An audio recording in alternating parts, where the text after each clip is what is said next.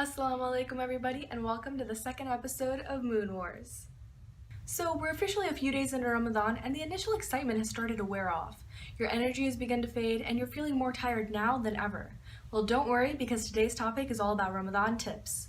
Alright, so first tip, don't skip suhoor. Breakfast is the most important meal of the day, and because you're only eating 2 meals, suhoor is extra important.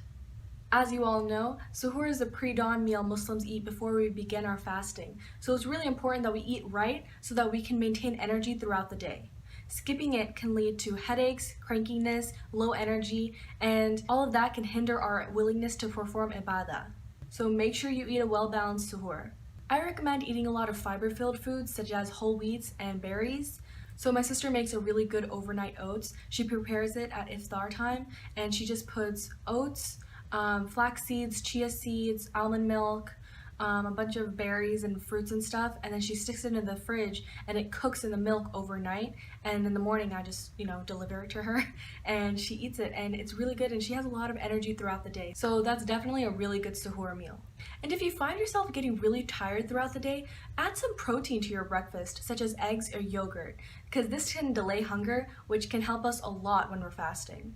And of course, don't forget to drink at least 2 glasses of water every day before suhoor. And of course, you should be drinking more than that throughout the night and after iftar, but make sure you drink 2 glasses of water at suhoor. Tip number 2, use your time wisely. You've been granted the privilege of experiencing this Ramadan. Don't waste it. Don't just sleep all day and stay up all night. Be productive with your time. Read Quran, pray, watch YouTube lectures on Islam. And the more occupied you keep yourself throughout the day, the less tired and hungry you'll feel. Tip number 3, don't lose focus. Remember, Ramadan is not about losing weight, it's about losing sins. It's okay to work out during Ramadan, it's okay to eat healthy, but make sure your intentions are pure. Don't just be like, oh my god, this is the perfect time to start on Aisha Auntie's son during Eid. This is a hugely sacred month and you shouldn't waste it. So remember, keep your priorities straight.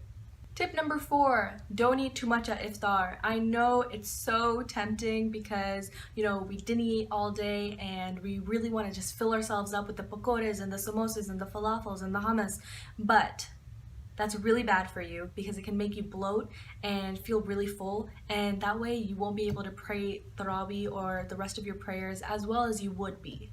So eat a small amount and then eat more if you want to later. So what I do is I eat an egg roll or 2 and some fruit shot at iftar, and then after Tarawih I come back and eat a full meal. This way I'm not too full to pray Tarawih, plus I avoid those kebab burps.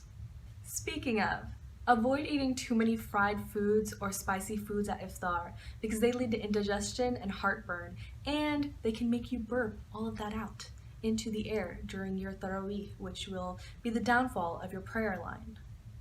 You don't want to do that. And finally, tip number 5, set a plan to achieve your goals. Last vlog, I asked you guys to share some of your goals, and a lot of you guys answered that you guys want to finish the Quran and read all of your prayers on time, which are perfectly attainable goals. You can totally do it.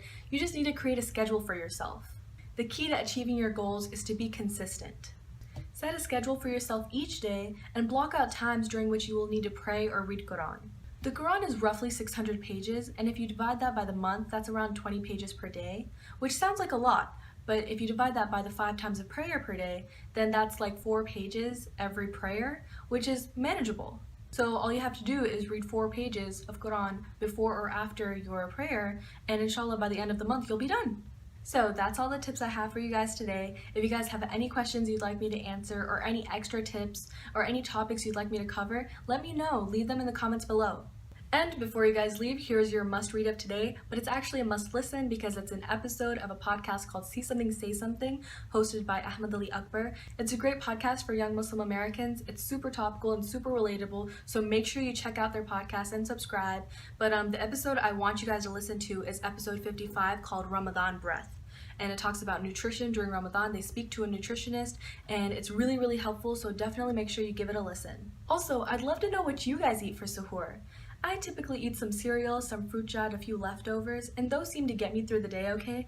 But if you guys have any suhoor tips or a better suhoor meal, let me know. Thank you guys for watching this video. I hope you enjoyed it and that it was helpful. And inshallah, may Allah subhanahu wa ta'ala help us make the most out of the rest of this Ramadan. Ameen. See you guys next time.